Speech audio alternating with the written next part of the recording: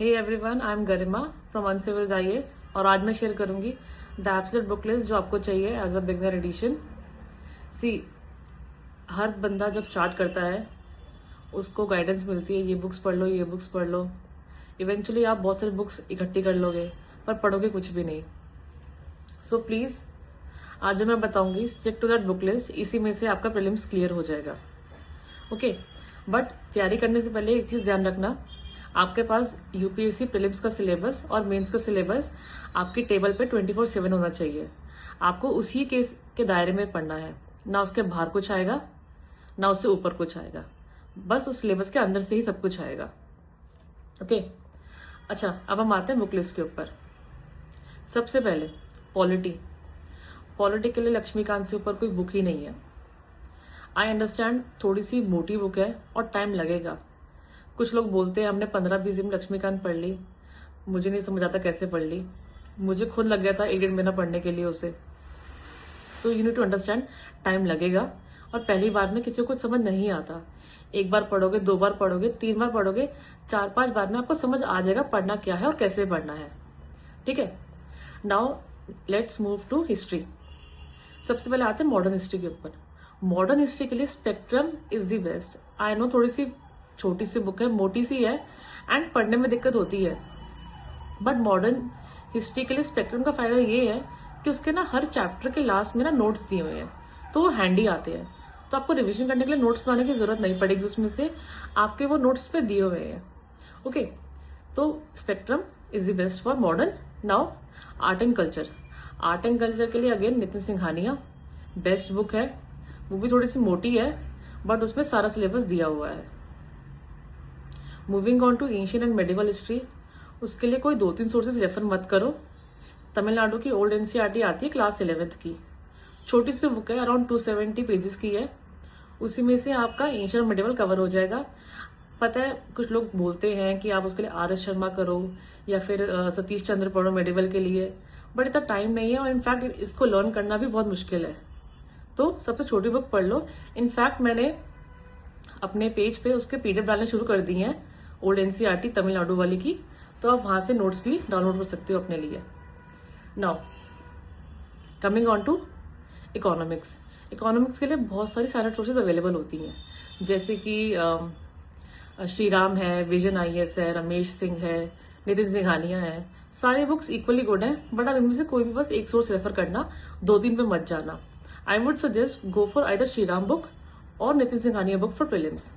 दोनों ही equally good है, कोई भी एक ले लो बस उसमें से।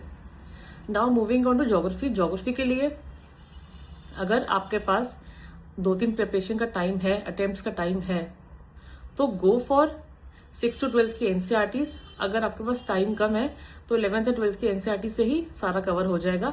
बट आपको ज्योग्राफी के लिए लेक्चर्स थोड़े देखने पड़ेंगे, वीडियोस, क्योंकि कंसेप्ट समझ ऐसे नहीं आ सकते उसके, तो supplement them with video lectures. Now moving on to environment. Environment के लिए I would suggest go for PMF book. सब कुछ इसमें पॉइंट वाइज दिया गया, कलर दिया हुआ है, तो आपके लिए रिविजन करने में इजी हो जाता है वो। Okay, now moving on to current affairs. Current affairs के लिए I would suggest go for Vision IAS monthly, क्योंकि उसमें आपका प्रीलिम्स और मेंस दोनों कवर हो जाएगा।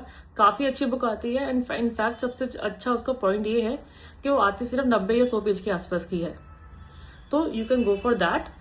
एंड साथ में आपको सिर्फ एक डेली न्यूज़पेपर पढ़ना है, that will keep you updated. आपको उसमें से नोट्स नहीं बनाने हैं, नोट्स आपको न्यूज़पेपर से नहीं बनाने हैं, वो आपके मंथली से ही कवर हो जाएगा। तो प्लीज स्टॉप मेकिंग सच बल्कि नोट्स जो आप कोई पढ़ने भी नहीं वाले हो। Monthly will suffice that. General science के लिए कोई भी नई बुक रेफर मत करना। वो आपके मंथली मैगजीन में एक सेक्शन आता है साइंस एंड टेक का, उसमें से ही कवर कर लो। साथ में प्रीवियस क्वेश्चंस जब करोगे तो वहां से भी आपको काफी कंसेप्ट क्लियर हो जाएंगे। नाउ एक चीज ध्यान रखना, जब आप कोई भी सब्जेक्ट उठाते हो साथ साथ उसके प्रीवियस क्वेश्चंस भी रोज देखा करो। आपको इससे आइडिया हो जाएगा कि क्या आपको पढ़ना है, क्या आपको अवॉइड करना है और आपको पढ़ना किस तरीके से ही है। Now paper 2 CSAT. Paper 2 CSAT को आपको बिल्कुल इग्नोर नहीं करना है, चाहे वो सिर्फ क्वालिफाइंग है बट अब वो एलिमिनेटर बन चुका है, तो प्लीज उसको इग्नोर मत करो। कोई भी एक बुक ले लो और प्रीवियस क्वेश्चन के साथ उससे प्रैक्टिस करो। एंड नेक्स्ट जब ये सब हो जाए तो प्लीज रिमेम्बर, आपको रोज मॉक्स देने ही देने हैं। इनफैक्ट मैं झूठ नहीं बोलूंगी, बट मैंने खुद कम से कम 110 मॉक दिए होंगे इसके प्री के, तब जाके मेरा प्रीलिम्स निकला था। सो प्लीज डोंट फॉरगेट, मॉक्स आपको देने ही है। कब तक भागते रहोगे कि मॉक्स नहीं देने, मॉक्स नहीं देने? प्लीज मॉक्स लाके देके आओ। एक बार, दो बार, कितनी बार फेल हो जाओगे? कभी ना कभी तो पास ही हो जाओगे ना। तो प्लीज डोंट फॉरगेट, मॉक्स तो देने ही देने हैं आपने। उसके बाद जब आप ये सब चीजें कर लोगे, आपके लिए प्रीलिम्स बहुत इजी हो जाएगा। एंड रिमेम्बर, प्रीलिम्स को आपने कभी टॉप नहीं करना होता। आपके पास एक डिफाइंड कट ऑफ होती है, आपको बस कट ऑफ उसको पास करना होता है। तो कभी भी प्रीलिम्स ये सोच के मत करना कि मुझे 150 नंबर चाहिए, 140 नंबर चाहिए, वो बहुत अनरियलिस्टिक सा हो जाता है। टारगेट करो कि आई वॉन्ट टू अचीव, को सिर्फ 100 के अराउंड नंबर चाहिए, क्योंकि अगर आप प्रीवियस ईयर के कट ऑफ देखोगे तो कट ऑफ अराउंड 90 से कम ही जाती है। तो टारगेट करो, आपका कट ऑफ अगर मॉक्स में 100 के आसपास बन रहा है तो you can easily get around 95 plus in the real exam. Okay, ये करोगे आपके लिए प्रीलिम्स बहुत इजी हो जाएगा। आपको इसके बाद जिसके ऊपर भी वीडियो चाहिए हो, you can comment down and please follow Uncivils IAS on YouTube, Instagram, Facebook and X। और कोई भी क्वेरीज हो, you can DM me to.